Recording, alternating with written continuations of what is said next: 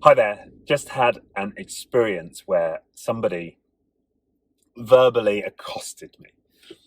And a few years ago, the way I would have dealt with that is to think about, okay, how do I come back to them? How do I respond? I need to set a boundary here. And this time around, I I laughed it off. And I see that as great progress.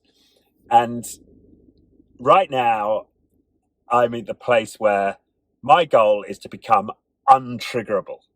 No matter what anybody tells me, no matter how toxic they are, no matter the nature of the interaction, it has no emotional impact on me.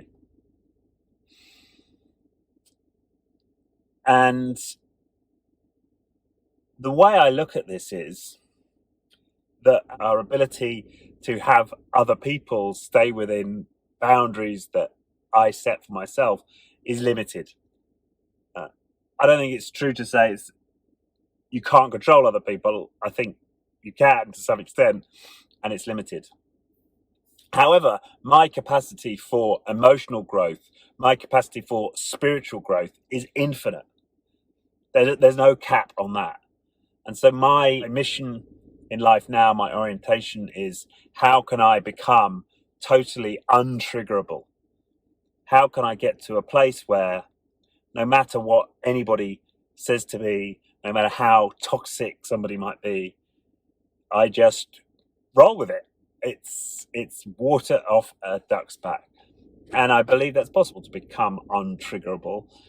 And I'm reminded of this brilliant story of a yogi. This yogi supposedly is walking through the land of an important man, a lord, equivalent of a lord in India, and the guards of this landowner spot him walking across the land, and he keeps walking, and they approach him with swords, and he keeps walking, and ultimately one of them takes a sword and slices this yogi's arm off, and he keeps walking.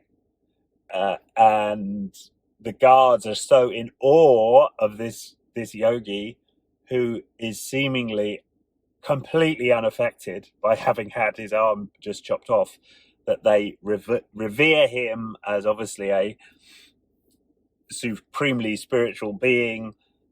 The Lord allows this yogi then to live thereafter on his land, treats him as a sage, and that is really inspiring to me. Can we get to that place where almost nothing can, maybe nothing, can have any kind of a hold on us, and that requires doing the inquiry every time I get triggered, every time I have a negative reaction. What's going on inside me that causes me to have that reaction? Because there's always something. There's always some part of me that needs healing.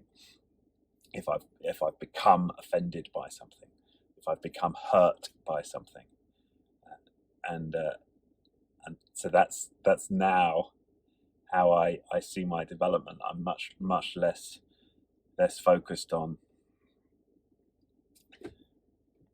keeping my safe bubble. Although I think for a long time, for a long period in my journey of healing and recovery, that was of utmost importance. I see it as far less important now. I hope that's useful. I'd love to hear what other people think about that.